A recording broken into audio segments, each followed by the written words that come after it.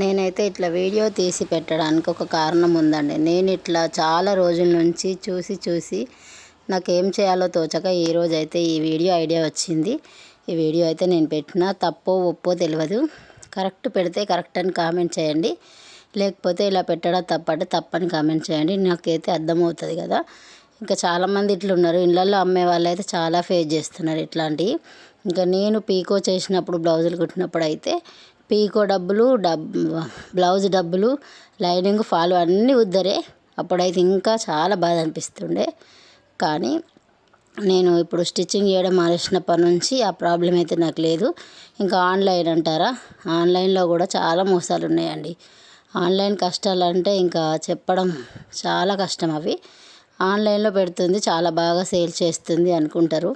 కానీ ఆన్లైన్లో ఏదో యాప్ ద్వారా డబ్బులు మనకు వచ్చినట్టు స్క్రీన్ షాట్ పెట్టి శారీ బుక్ చేసుకొని మనం ఎప్పుడైనా వచ్చాయా లేదా అని చెక్ చేసుకుంటే అట్లా కూడా కొన్ని డబ్బులు పోయిన రోజులు ఉన్నాయి.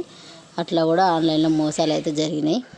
ఏంటో ఈ కష్టాలు ఆన్లైన్లో అట్లనే ఉంది. కొంతమంది చెప్పుకున్నారు, కొంతమంది చెప్పుకోలేక బాధపడ్డారు. కానీ కంటిన్యూ చేస్తున్నారు. నేను కొంచెం బ్రేక్ అయితే ఇచ్చిన ఆన్లైన్లో. ఇంకా నాకు కొంచెం బ్యాక్ పెయిన్ ఉండడం వల్ల నేను కొంచెం బ్రేక్ అయితే ఇచ్చిన. ఇట్లానే ఇట్లాంటివన్నీ ఫేస్ చేస్తున్నా నేను.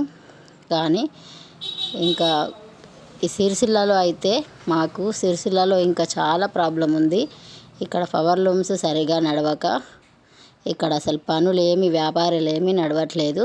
ఓన్లీ షాపింగ్ మాల్ మాత్రం నడుస్తున్నాయి. ఇంకా షాపింగ్ మాల్ వాళ్ళు కూడా కొన్ని ఆఫర్స్ పెట్టడం వల్ల వాళ్ళదైతే నడుస్తుంది.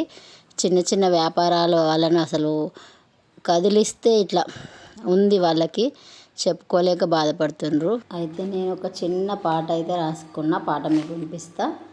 ఎట్లా బతుకుడు ఎలా బతుకుడు సిరిసిల్ల జిల్లాలోన, షాపింగ్ మాల్ల రాజ్యమాయ సిరిసిల్ల జిల్లాలో, చిన్న చిన్న వ్యాపారాలు చిన్న బోయి కూసున్నాయి, షాపింగ్ మాల్ ఆఫర్లతోని తల్లాడిల్లిపోయినాయి, బతుకు తెరువు భారమాయే సిరిసిల్ల జిల్లాలోన. ఈ పాట నేను స్వయంగా రాసి పాడిన.